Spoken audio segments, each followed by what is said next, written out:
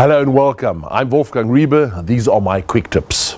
Today I want to speak to you about respect. But first of all, welcome to the sun. It's the 1st of November. We're in the southern hemisphere and the summer's starting. So if I squint, it's because I've got bright sun in my eyes, but I'm enjoying the warmth. Today is the day I send out my newsletter. If you do not get my newsletter, it's called a newsletter because you use it, not a newsletter. This you actually use and get something from it. It's completely free of charge. And if you're not a subscriber, if you've just happened to fall onto this video by accident, so to say, go to my website, wolfgangriebe.com, subscribe for free, no strings attached. Now, very interesting, last year, also 1st of November, I sent it out and I wished all my American friends a happy Halloween. And I had a lot of people come back to me and write, oh, how can you wish people something or good wishes for something that's evil and bad and pagan? And I was quite surprised at that.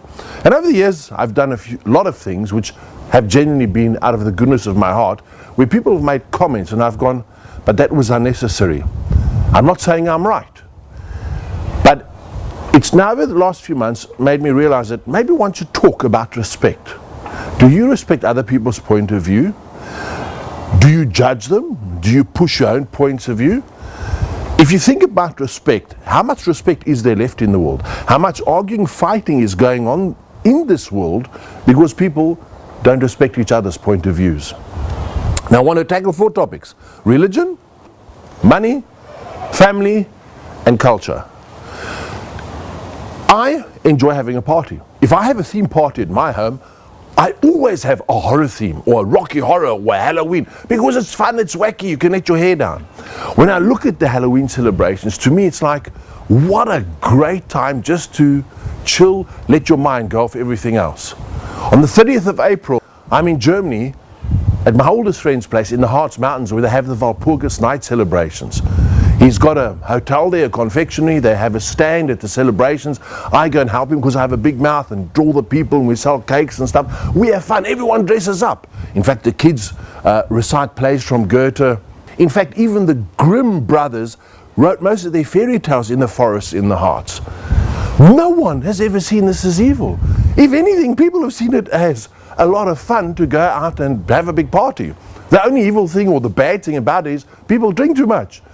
No matter what your religious belief, who gives you the right to condemn someone else for what they're doing? There are many religions throughout the world, I believe just under 300 in total. Everyone has different celebrations. Who are we to judge others for what they do? In fact, if you were to look at the origin of where Halloween started, All Saints' Night, you'll actually be quite surprised at who started it. I actually suggest you do that. Go do a search on the internet. It'll be very interesting. Who are we to judge people of other religions? No matter what I believe in, what my belief system is, I may believe I'm one of the most decent, good people out there. But somebody in another country that's been brought up on a total different religious belief could be 100 times more spiritual than me, 100 times better than me. Who am I to judge that person? For me, it's about, am I doing bad or am I doing good? Am I giving out love? Am I respecting everybody? Then why judge me for what I believe in? That, for me, is most important when it comes to respect. And I think that's the number 1 point under respect is, no matter who you are, be confident in yourself. Don't go and push your viewpoints on everybody. They will learn sooner or later. If you believe you're right, great, but don't come and judge other people. You have no right to do that. How would you feel if other people judge you? And if we can, in this world, just start doing that, I believe the whole world will start changing in a big way. Now, what about point 2? Money. People believe that money can buy class. Have you heard that?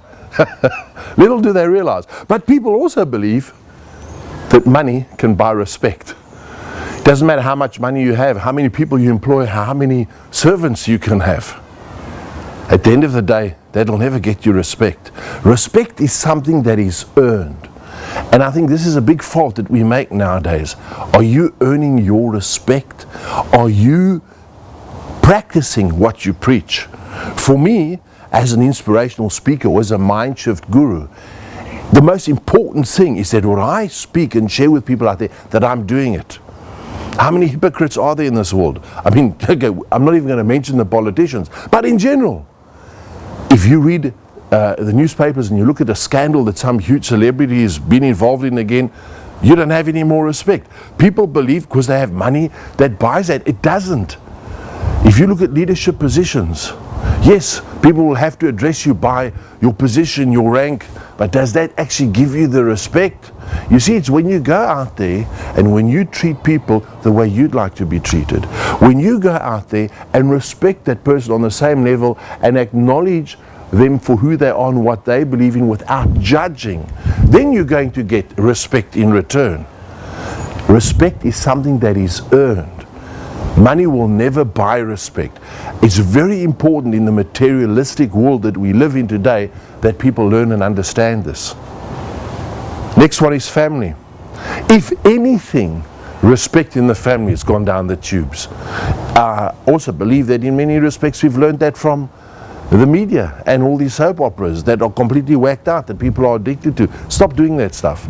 Remember that reality is not drinking a cup of coffee in a bistro, in a restaurant. That's not reality. That's what television portrays reality to be. How do you react? How do you communicate with your family, with everyone in your family, with your spouse, with your children? I find it fascinating that one needs a license to drive a vehicle, but one doesn't need a license to have kids.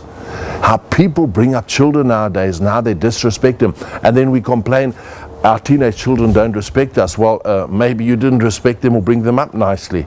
You see, the big thing in life and in a family is open communication. Don't just, because you're the adult, bark commands at the kids. Don't just mistreat them and shove them in a corner. Make them feel wanted. Acknowledge when they do something good. Be proud of them. And tell them why you do certain things. Share with them. Do you and your spouse let your children see how you make decisions and what you talk about? I've got 2 teenage girls. All my friends laugh at me. They go, oh, sorry for you. I don't get it. I have no problems with my girls. Why? Funnily enough, because my wife and I talk to them. We involve them in everything we do. There's an open communication. We talk about anything and everything to them. We make sure that they have the trust that they can come to us with anything. They also see in both their parents, what I mentioned earlier, that we practice what we preach. If I complain about somebody being unethical, they can't go, but Dad, you're not ethical. They go, Dad, we can understand because you're ethical. My number one characteristic for me in life, and my wife says my standards are too high, is honesty. The biggest thing I expect is honesty. My word is my bond. Maybe that's the German in me. But if I say I'm going to see you tomorrow at 3, then I will see you tomorrow at 3. If I say I'm going to do something, I do it. That is the most important. But I lead by example. My kids see it. My kids see it with me. They see it with my wife. I am giving them standards according to which they can lead their life in the future. Remember, our children are our future. Are we creating a bad future or are we creating a magical future? That open communication, if you think about all the generations, the previous generation after the wars, if you look at the baby boomer generation, there was a lot of hardship. It was much tougher. The parents didn't communicate the way the parents do today. Every generation changes. Are we improving? Are we improving with our communication? And remember, there's something called unconditional love. Give out love towards your children, towards your spouse, unconditionally. Don't expect in return. You have no right to do that. And when you start doing that, respect comes and you start experiencing the family in a different way. The most beautiful thing is when your kids come up to you, no matter how old they are, and they still hug you and they still go, I love you, Mom, I love you, Dad. And they only do that when they have respect for you. Fear does not create respect either. Don't make them scared. Make them proud. Make them want to go out there and try things and go and learn and go and grow. Don't make them scared of trying to follow their dreams, because then you're suppressing them. The fourth, the last point under respect, is respect other people's cultures. We all live in different places on this earth, and we all have different belief systems. We all have different psychosocial, sociocultural, behavioristic backgrounds that have influenced how we think. Who am I to judge somebody else or somebody else's, again, belief system just because they're from a different place? At the end of the day, who are you in here? Are you honest? Are you decent? Are you a good person in here? Do you care about your fellow human beings? Now, I remember many years ago, and I use it in my live lectures, I had a near-death experience on an Arctic expedition where we actually said goodbye to each other because we thought we were going to die. And as I went through that process, I made myself a promise. I said, if I get out of this alive, I will never prejudge somebody because of their race, their color, their culture, or their religious belief. I will treat everybody the same. I will give everybody a clean sheet of paper. I will give them the chance to prove they're idiots, but I won't prejudge them as idiots. In other words, what I'm saying is no matter who approaches me, no matter who I approach, I will never judge by how they look or where they're from. I will treat them all exactly the same. I will give them the chance to keep that slate clean or to change it, but I will not prejudge them. Do you know what a difference that makes in life? Because that suddenly means that you respect everyone equally. You don't prejudge. Your whole manner, your whole approach towards people of different race, culture, creed, whatever, is completely different. Suddenly, you're just you. Does that make sense? Long time ago, I heard, I can't even remember the person's name, someone give me a really clever example of what respect was about. Have you ever stood at a traffic light and there's a beggar begging for something, or been approached in the street by a beggar? Most people go, "Ha! Who are you? You want to buy alcohol?" Have you ever looked at that person? Because that beggar also could have a family, could have children that look up and respect that person. Who are you to disrespect that person?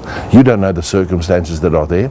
So from now on, no matter who you meet, if you take anything out of this video, just respect them. Just give them a clean slate and don't prejudge. Let them tell you who they are and what their value is, but don't prejudge them. Believe me, you start treating everybody equal, and if we all did that, the whole world will change and be a better place. Thank you very much for watching. Those are my 4 tips on respect. I hope I've left some food for thought with you, and I look forward to seeing you next time. Until then, cheers.